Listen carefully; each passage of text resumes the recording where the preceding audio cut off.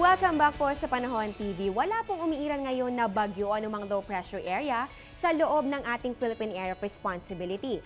Pero umiiral po ngayon ang ITCZ o Intertropical Convergence Zone. Gaano kaya kalaki ang chance of rain na maapekto nito dito sa ating bansa? Alamin natin yan dito sa Project NOAA ng DOST. Ito po ang Project NOAA website kung saan makikita naman po natin ang mapa ng Pilipinas at sa tabi po nito ang color scale kung saan po makikita natin ang katumbas na percentage ng chance of rain. So unahin po natin dito sa bahagi ng Luzon, halos buong Luzon naman po, meron po nga 10 to 20% maliban na lang po dito sa may Palawan na meron po nga 40 to 50%. Dito naman tayo sa Kabisayaan, naiiba lang po dito sa bahagi ng Western Visayas na meron po nga 40 to 50% at dito naman po sa Eastern at sa Central Visayas po ay meron lamang nga 10 to 20%. So mas malaki po yung chance of rain ng mga kababayan natin dito po sa may Aklan, Antique at kaya po maging handa po tayo sa mga susunod na mga oras. Dito naman po sa Mindanao area, dito po sa portions of Soc Sargent, kung mapapansin po natin, naiiba po yung mga kulay. Talagang hindi na po sila naglalaro sa kulay ng blue. Meron na po nga yellow, meron na po nga pagka-orange. Ayan po. So yan po, mas malaki na pong chance of rain yan. Yan po, iaasahan natin na meron po nga 50 to 80%. At ang natitirang bahagi naman po ng Mindanao ay meron pong 10 to 30%. Para po kayo mismo ay makita ang mga detalye ito, puntahan lang po ang aming website sa www.panahon.tv at syempre po makikita nyo po dito ang link para po mapuntahan din ninyo itong Project NOAA ng DOST. Ngayon naman alamin po natin agwat ng temperatura sa selected Asian cities. Diyan po sa Taipei, Taiwan, mataas na po ang 27 to 31 degrees Celsius. At dito naman po sa may Seoul, South Korea, meron pong 22 to 25 degrees Celsius. Sa Hanoi, Vietnam naman po, mataas na rin po ang temperatura nga abot ng 27 to 33 degrees Celsius. At dyan naman po sa may Jakarta, Indonesia, meron pong 24 to 33 degrees Celsius. Sa Phnom Penh, Cambodia naman po, mainit na rin po ang panahon na meron po 26 to 31 degrees Celsius. At dyan naman po sa may Rangoon, Myanmar, meron pong 24 to 29 degrees Celsius.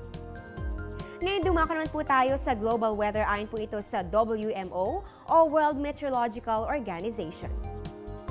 Unahin po natin sa USA and Canada. Diyan po sa Los Angeles, meron pong 22 to 35 degrees Celsius. At dito naman po sa Ottawa, Ontario, meron pong 17 to 24 degrees Celsius. Sa Europe naman po tayo, sa Madrid, Spain, mataas na po ang 20 to 36 degrees Celsius. At dito naman po sa London, meron pong 13 to 19 degrees Celsius.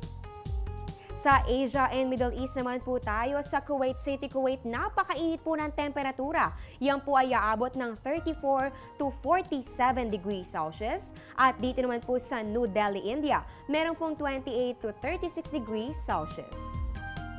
Panghuli na lang po natin dito po sa may Australia and New Zealand. Sa Melbourne, meron lamang pong 10 to 18 degrees Celsius. At dito naman po sa Auckland, may 5 to 15 degrees Celsius.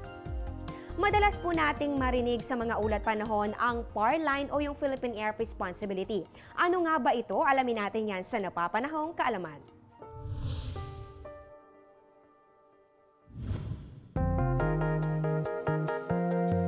Tinatawag na Philippine Area of Responsibility o PAR ang landmass o kalupaan at ang mga karagatang pinapanagutan ng ating bansa.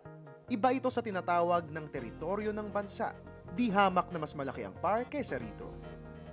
Ayon sa Philippine Atmospheric Geophysical Astronomical Services Administration o PAGASA, ang buong Philippine Area of Responsibility ay may kabuuang sukat na 4,497,165 square kilometers.